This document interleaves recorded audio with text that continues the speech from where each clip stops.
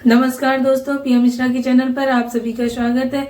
आज के इस वीडियो में आप लोगों को बताऊंगी कि कार्तिकेय मास कब से प्रारंभ हो रहा है, कब समाप्त हो रहा है, इस महीने में कौन कौन से त्योहार पड़ेंगे, इस महीने में किस तरह हम लोगों को स्नान करना चाहिए। सारी जानकारी आपको इस वीडियो में मिलने वाली है। तुलसी विवाह कब है, इस महीने में कौन से फल हम लोगों को खाने चाहिए, क्या चीज हम लोगों को नहीं खानी चाहिए, सारी जानकारी आपको इस वीडियो में मिलेगी। तो आगे आप देखते रहिएगा, इस वीडियो में मेरे साथ बने रहिएगा और ध्यान से सुनिएगा। सारी जानकारी त्योहार दिन के हिसाब से, तिथि के हिसाब से मैं आप लोगों को बताऊंगी और क्या करना है क्या नहीं करना है सब कुछ मैं इस वीडियो में आप लोगों को बताने वाली हूँ। ठीक है दोस्तों, चलिए तो शुरू करते हैं। सबसे पहले तो मैं आप लोगों को बता दूं कि 28 अक्टूबर दिन शनिवार से कार्तिकेय मास प्रारंभ हो रहा है। ठीक है दोस्तों, और 27 नवंबर दिन सोमवार को यह समाप्त हो रहा है।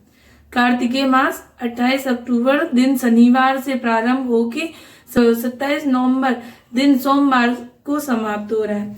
ठीक है, तो इस महीने में तुलसी विवाह पड़ता है, दिवाली, करवा चौथ, छठ पूजा सब कुछ इसी महीने में पड़ता है। ये महीना बहुत ही शुभ माना जाता है और क्योंकि इस महीने में बहुत कुछ अच्छे काम हुए हैं और भगवान करे सभी के साथ अच्छा हो, ये महीना शुभ माना जाता है। ठीक है दोस्तों, तो आपको सबसे पहले शुरू करते हैं कि हम लोगों को स्नान कैसे करना है। कार्तिकेय मास में हम लोगों को सुबह सवेरे जब आसमान में चांद तारे दिखाई देते हैं तभी स्नान कर लेना चाहिए। कुछ लोग 3 बजे, 4 बजे, 5 बजे तक स्नान कर लेते हैं, वैसे ही आप लोगों को करना है। 3 बजे तो बहुत ठंडा, थोड़ा ठंडा मौसम भी होने लगता है, तो हम लोग 4 से 5 के बीच में स्नान कर लें। वैसे स्नान तो खुले में करना ही शुभ माना जाता है। इस महीने में नदी, तालाब के पास स्नान करना चाहिए। सुबह सवेरे उठ के सूर्यदेव को जल देना चाहिए। लेकिन अगर आप यह नहीं कर सकते हैं तो आप घर में भी अपने जल में गंगा जल मिलाकर स्नान कर सकते हैं। ठीक है दोस्तों, ये आप लोगों को समझ में आ गई कि सुबह सवेरे जब आसमान में चांद तारे दिखाई देते हैं हम लोगों को तभी स्नान कर लेना है इस महीने में। अगर और आप लोगों को बता दें कि ये महीना में थोड़ी ठंडा भी होने लगता है, तो आप लोग गर्म पानी से स्नान कर लें अगर घर पे करें। तालाब वाला, नदी में पानी तो वैसे भी आप स्नान करने जाएंगे गर्म ही होता है, वो प्राकृतिक है कि ठंडियों में गर्म पानी, गर्मियों में ठंडा पानी, ऐसा होता है। तो आप लोगों को घर पे थोड़ा सा पानी गर्म कर लेना है अगर आपको कोई दिक्कत है तो, नहीं तो आप ताजा पानी जो नल से आता है उसी से स्नान कर लीजिए। कार्तिक मास में तुलसी पूजा का बहुत ही महत्व है। तो सुबह सुबह उठ के जब हम लोग स्नान करेंगे तो सबसे पहले हम लोग सूर्यदेव को जल देंगे। सबसे पहले सूर्यदेव को जल देने के बाद तुलसी माता को उतने ही टाइम दिया लगाएंगे। दिया तुलसी माता को सुबह शाम दोनों टाइम लगाना है। तुलसी माता का अगर हम लोग विवाह करते हैं तो तुलसी माता इस महीने उन लोगों को हमें सिंदूर नहीं लगाना है। तुलसी माता को हम लोगों को सिंदूर नहीं लगाना चाहिए। तुलसी विवाह वाले दिन ही सिंदूर लगाना है। इस महीने तुलसी माता कुंवारी के रूप में हम लोग पूजा करते हैं। अगर हम लोग उनका विवाह करते हैं तो तुलसी माता कुंवारी के रूप में उनकी आराधना करते हैं, तो तुलसी माता को हम लोग सिंदूर ना लगाएं और तुलसी विवाह वाले दिन हम लोग सिंदूर लगा सकते हैं तुलसी माता को। ठीक है दोस्तों, और आप लोगों को तुलसी माता की आरती बता देती हूँ। कौन सी आरती हम लोगों को तुलसी माता की पूजा करते समय करनी चाहिए।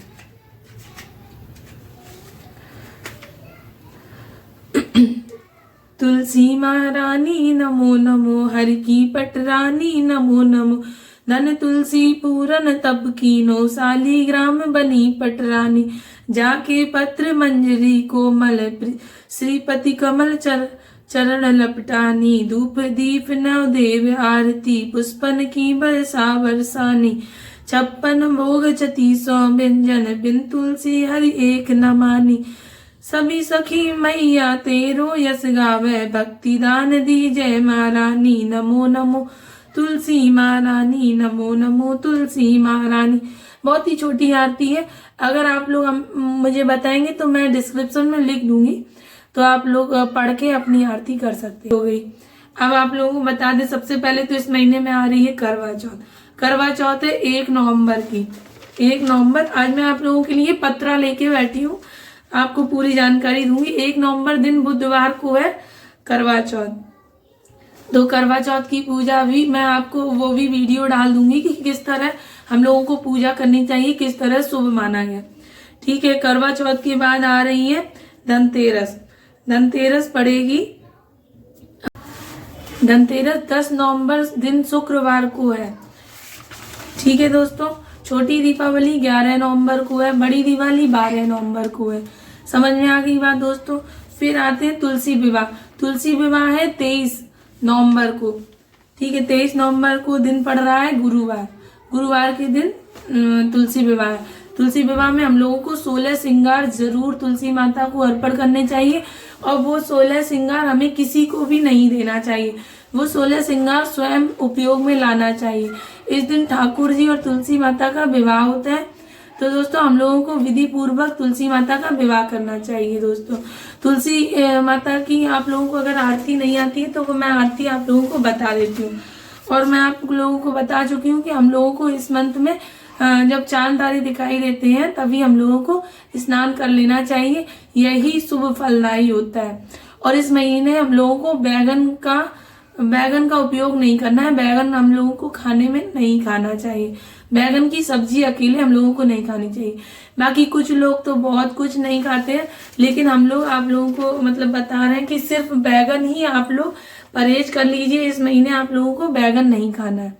ठीक है दोस्तों, और कुछ लोग तो कल्पवास करते हैं, नदी पावड़ी तालाब के पास